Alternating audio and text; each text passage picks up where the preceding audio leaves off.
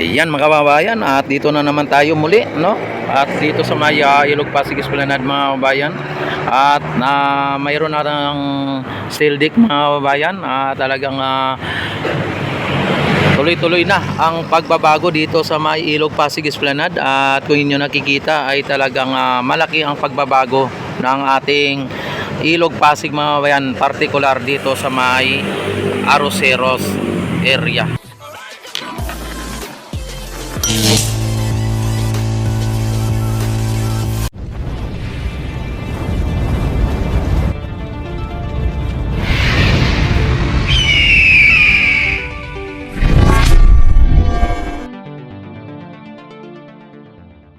Ayan mga kababayan, dito ay pinagpuputol-putol na po nila yung mga pilote dito mga kababayan, ano? At ito ay linagyan na rin na po nila ng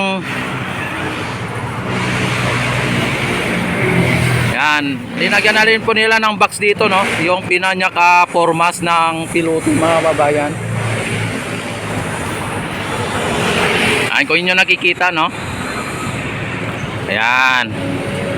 At susunod na araw siguro mga bayan ay buhusan na rin to. At ididiretso na rin po yung esplanade na nandoon. At papunta na po yan dito. At malapit na po yan mga bayan. Sa araw na lang ang ating antayin. Ilang araw na lang yan. At bago mag September ay malamang mga bayan ay nabuhusan na po ito. O nalagyan na po ito ng sahig kumbaga.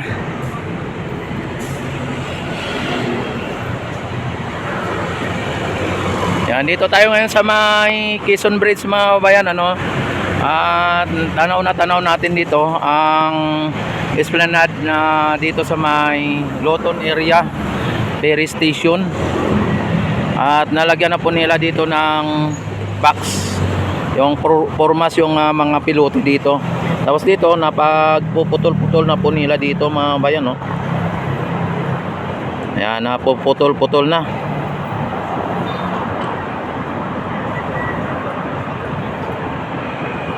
At medyo okay ang ano natin ang Ilog Pasig mga bayan, malinaw ang tubig.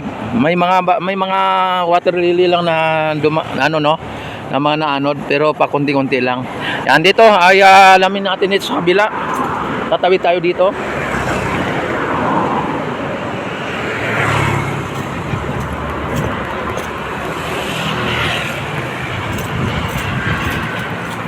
Ayan. Ayan mga babayan, may steel deck na dito mga bayan, no? Nalagyan ng steel deck at ng mga bayan, mga steel bar. Oy, shout out.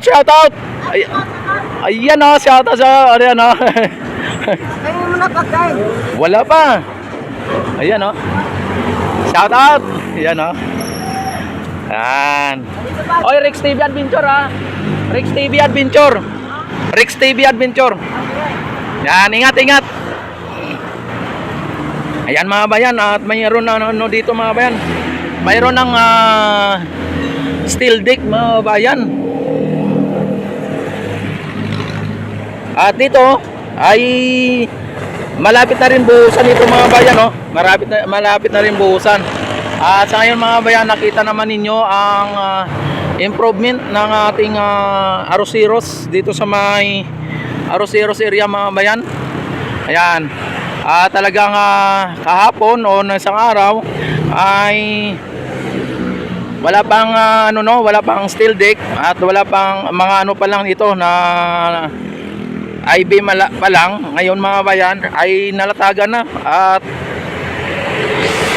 at malamang mga babayan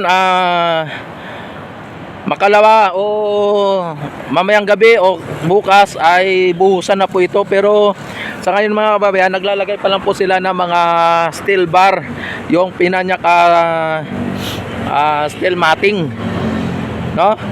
Kasi yung steel deck kalalagay lang ata nito mga bayan. At nakita naman ninyo na linalagyan pa lang nila ng mga steel bar. para pagka nabuhusan mga bayan ay matibay yung buhos o simento dahil may mga bakal, ano. Ayan, talagang napakabilis mga bayan ang pangyayari dito. Ayan, oh.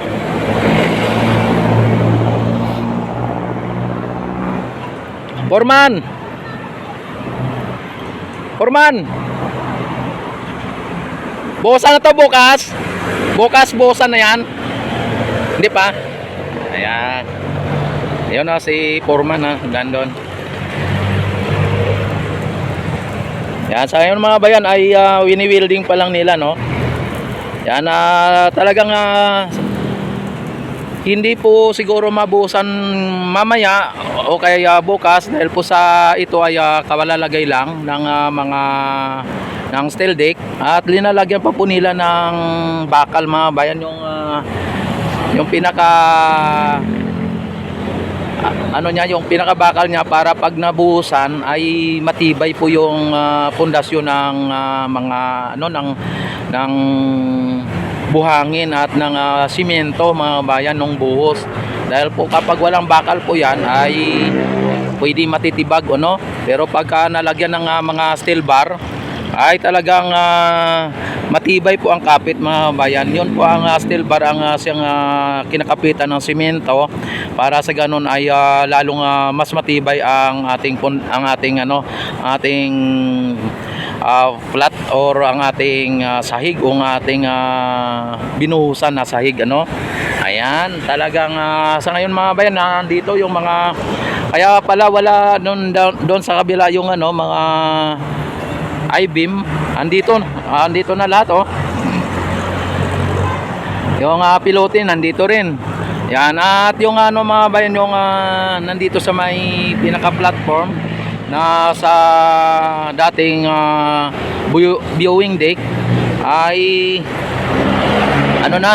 talagang winas out na nila mga bayan yung mga railings doon o mga bakal doon, winas out na nila. Andito yung napakalaking mga bayan, oh. Steel deck mga bayan, oh. Ayun pala. Yan, oh. I-beam mga bayan, oh. Napakakapal ng bakal, oh. Ayan, saglit lang, ha. Yan, oh. Grabe mga bayan ang nito. Ang kapal ng bakal mga bayan. Diba?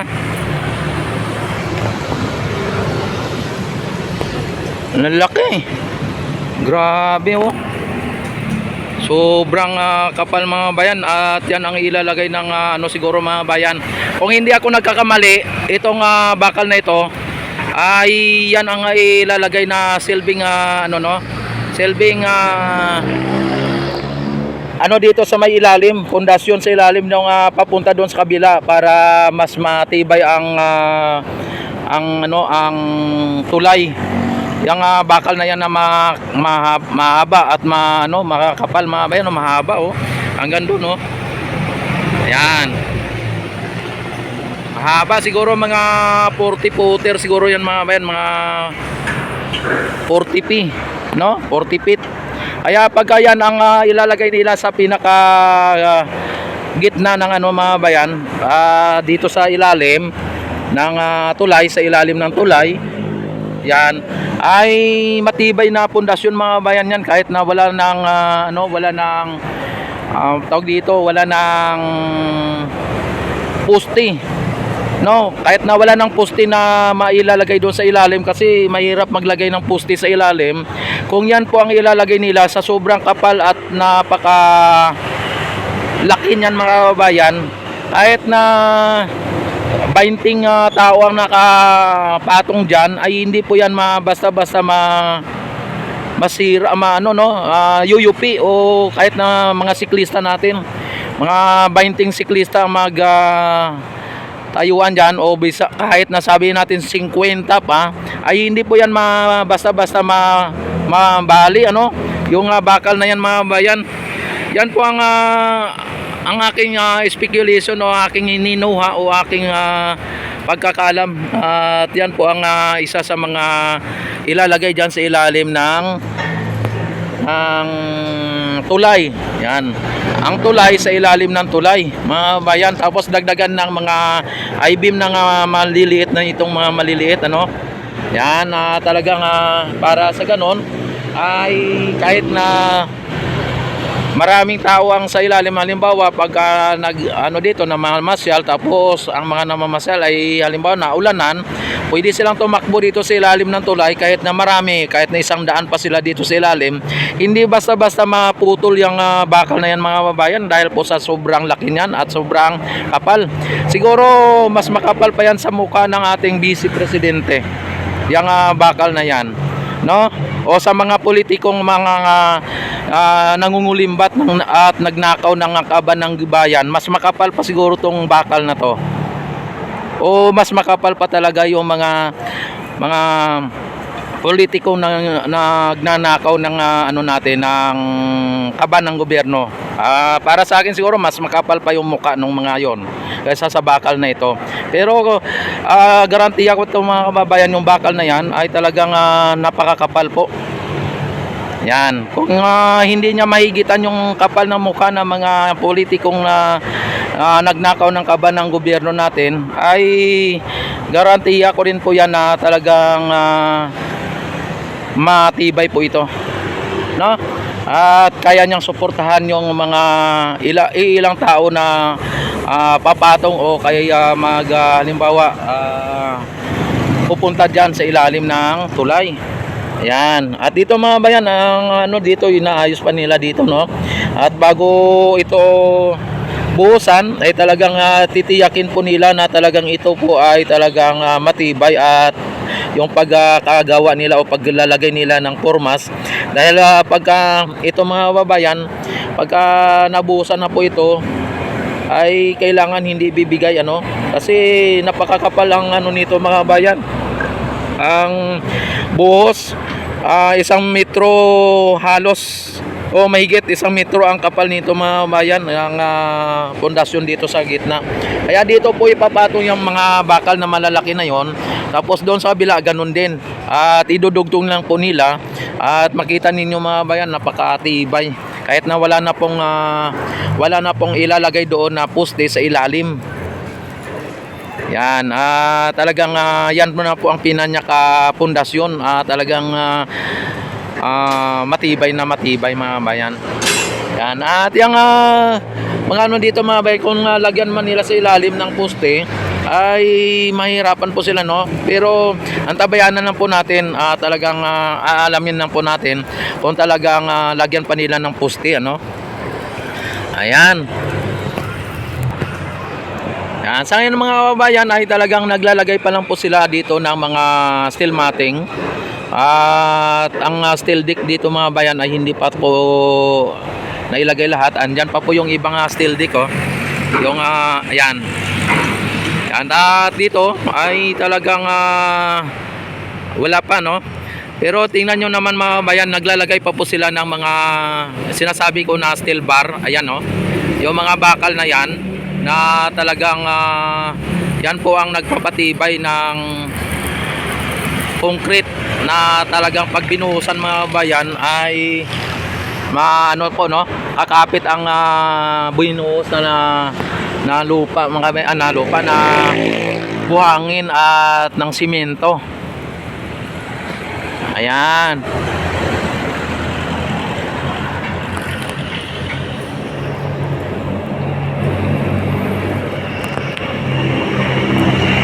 Pagpasensyaan na lang ninyo, mga kababayan, yung pananagalog natin, dahil po tayo ay Bisaya, talagang hindi po tayo sanay sa mga pananalita ng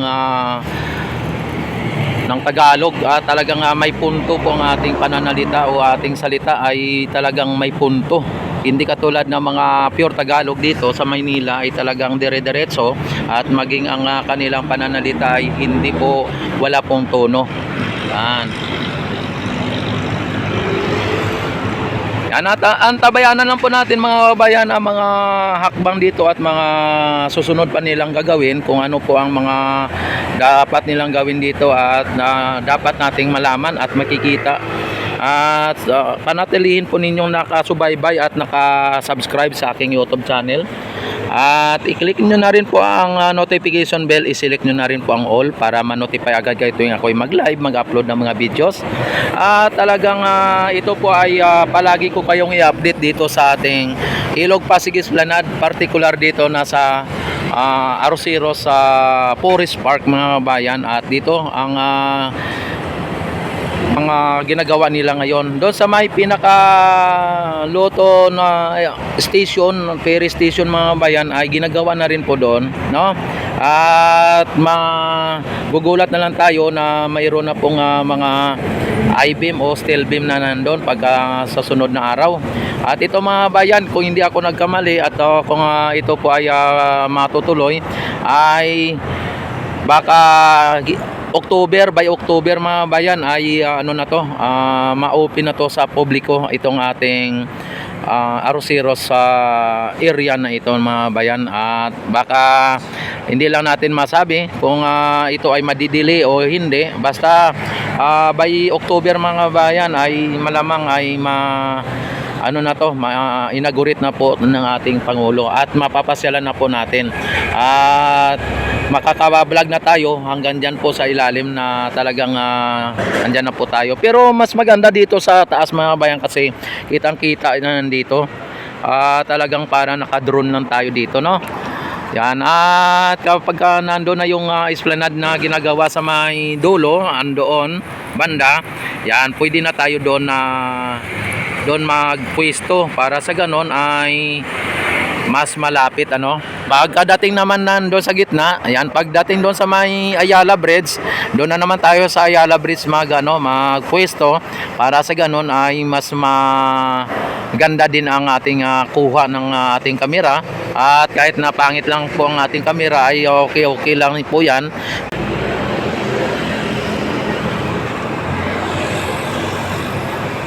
Yan, ito mga bayan at ulitin ko itong isang isang bars na ito, linalagyan po ng ating crane. Ang upa nito buwan-buwan mga bayan ay 1.7 million ang isang buwan nito. At kasama itong maliit na tugboat, no? Tapos ang isa naman mga bayan, itong isang barge na linalagyan ng mga pilote. At hindi ko alam kung kasama itong isang tugboat na ito ay 1.3 din ang ayon sa mga natanungan natin dito sa mga contractor dito, no? Sa mga engineer. Yan ang binabayaran dito. 1.7 plus 1.3 is 1.3 1.7. Aba, grabe mga bayan alam nyo na kung ilan ang dalawang barge na ito. Tumataginting mga bayan. Tumataginting na 3 milyon mga bayan every month. Grabe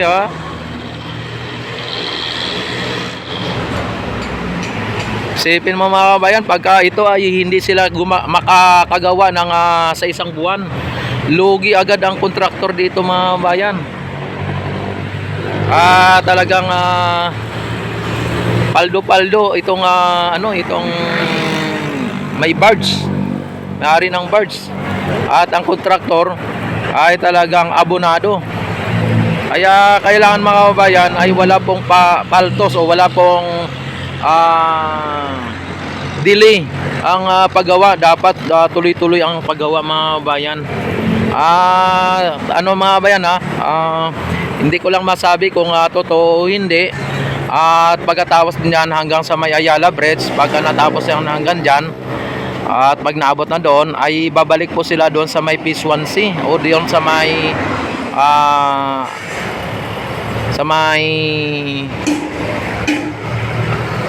tawag dito sa may Intramuros, doon sa may kabila mga bayan ang ito Phase 1 ito, at sa kabila Phase 2 mga bayan, sa kabila Phase 2.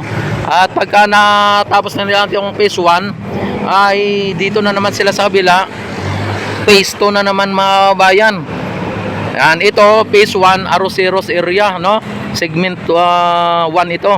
Arroceros area. Tapos dito naman sa kabila sa may Luton station, Peri station, sa may dito sa may kabilang dito inano natin doon ay Phase 1 Luton station o Phase 1 Luton area, no? Kaya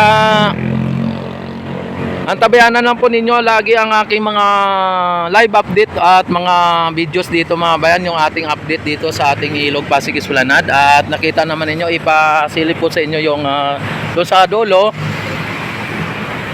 O sa dulo mga bayan, yung ano nila, linagyan nila ng pilote. Yung linagyan nila ng pilote doon mga bayan, ayan o. Ayun o, ang haba na rin mga bayan o, yung linagyan ng pilote doon o. Ayan o. Ayan.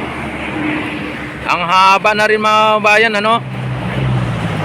Kaya pag pag natapos dito, nandyan din sila susunod at maging doon sa may Luton area, doon sa may Luton Ferry Station na side, doon sila. At ito ay isasabay na rin nila, no? Kasama dito sa ilalim ng tulay mga bayan. Sa ilalim ng tulay na mayroong tulay din, no? Ayan. Yan, don't forget like and subscribe. I-click ang notification bell, i-select ang all para ma-notify kayo kung ako'y mag-live, mag-upload ng mga videos. At ito po ang pinaka-latest update ng ating Arroceros area dito sa may Arroceros Forest Park. Mabuhay po ang bagong Pilipinas, mabuhay po tayong lahat. Luzon, Visayas, Mindanao at maging sa ibang bansa, mabuhay po tayong lahat hanggat gusto natin. At mabuhay po ang ating Pangulo. Yan, mabuhay din ang ating bansang Pilipinas. Isigaw sa buong mundo na ikaw ay Filipino. Yan, may no. Ayan, at maraming salamat. God bless po sa inyong lahat. Mabuhay po tayong lahat hanggat gusto natin. Bye bye na po. Don't forget like and subscribe.